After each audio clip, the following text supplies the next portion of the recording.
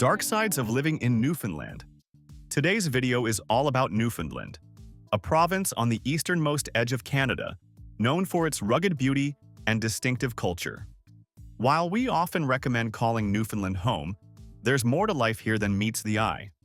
Living in Newfoundland does come with challenges, such as geographical isolation, harsh weather conditions, and transportation issues, to name a few.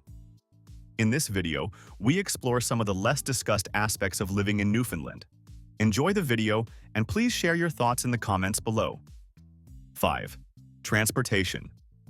Although living in Newfoundland has many advantages, transportation remains one of its biggest challenges. Due to the region's remote nature, travel is more complex and expensive, which in turn drives up the cost of living. Public transit options are limited, especially in rural areas. And even in larger cities like St. John's, bus services often prove unreliable.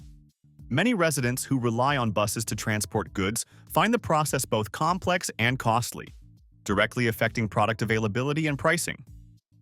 In Newfoundland, a car is essential, but you might wonder where you'll drive it. While the province boasts well-maintained highways and reasonably paved roads, the predominantly rugged terrain makes daily travel a challenge. In fact, this ruggedness can even hamper supply chain efficiency. Furthermore, Newfoundland's geographical isolation and unpredictable weather often complicate transportation. For example, flights are essential for connecting Newfoundland with mainland Canada and other destinations. However, adverse conditions, such as fog and storms, frequently result in delays or cancellations. Similarly, ferry services, like those provided by Marine Atlantic, are vital for transporting people and goods, but are often disrupted by rough seas and inclement weather. 4. High cost of living. The cost of living is a crucial factor when deciding where to live. In Newfoundland, it is generally considered affordable compared to many other regions in Canada. However, in smaller towns with slower economies, living expenses can be relatively high. One source estimates that the average monthly cost of living is around $1,758 for a single person and about $4,104 for a family of 4. Housing costs are not significantly lower either. A one-bedroom apartment in St. John's, the capital, typically rents for between $900 and $1,200 per month, while a three-bedroom apartment rents for roughly $1,500 to $2,000 per month. Additionally, monthly utility bills, covering electricity, heating, water, etc., average around $111 for one person and about $172 for a family. Groceries for a family of 3 or 4 can cost between $800 and $1,000 a month, while dining out at local restaurants typically costs $50 to $70 per meal for 2 people.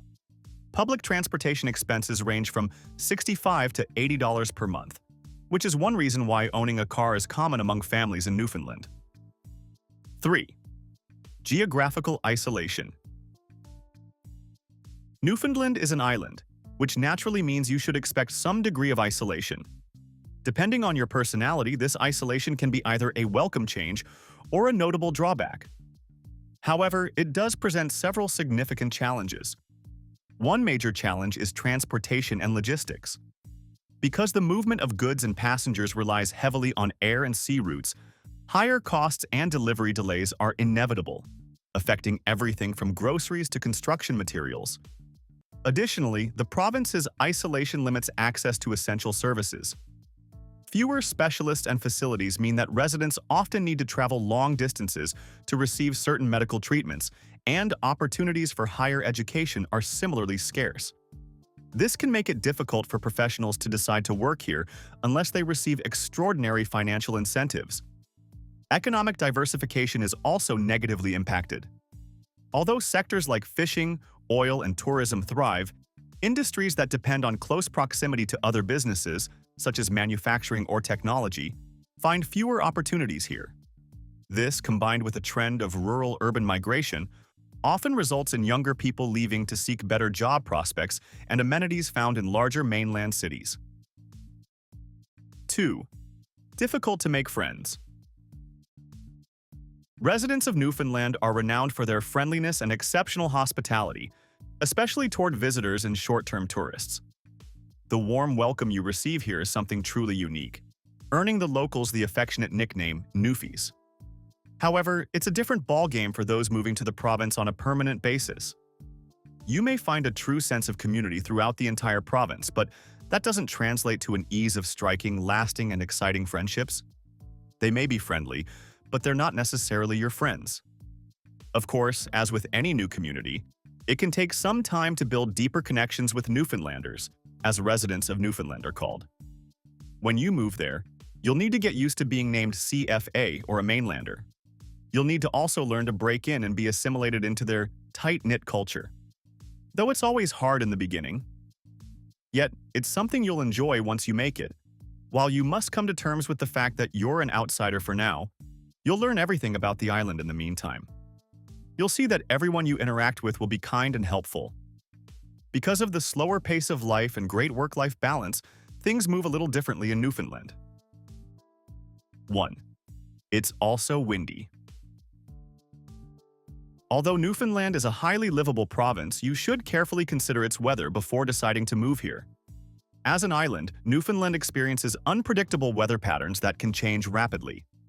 While winters might not be as harsh as some believe, with temperatures not as low as in other regions, it does receive a significant amount of snow, and overall conditions remain erratic.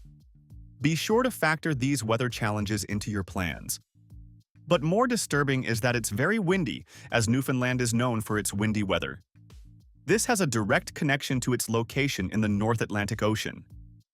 Such locations are generally subject to strong winds, particularly noticeable during the winter months. Coastal areas often experience some pretty gusty conditions. That's why participants in great spots for activities like windsurfing find a home there. This is a serious downside of living in Newfoundland, and it extends even to visiting. Everyone should be prepared for wind in the province, especially during storms. The average wind speed in Newfoundland can be as high as 28 kilometers per hour, but it can vary depending on the location. Yet, it is generally quite breezy. Bonavista on the east coast, for example, is one of the windiest spots. In contrast, St. John's International Airport has an average annual wind speed greater than 20 kilometers per hour, but it is still unacceptably high. What can you say about these dark sides of living in Newfoundland? It's time for us to continue the discussion in the comment section. Please let us have your comments. Thank you for watching this video. Please don't forget to subscribe and turn on the notification bell.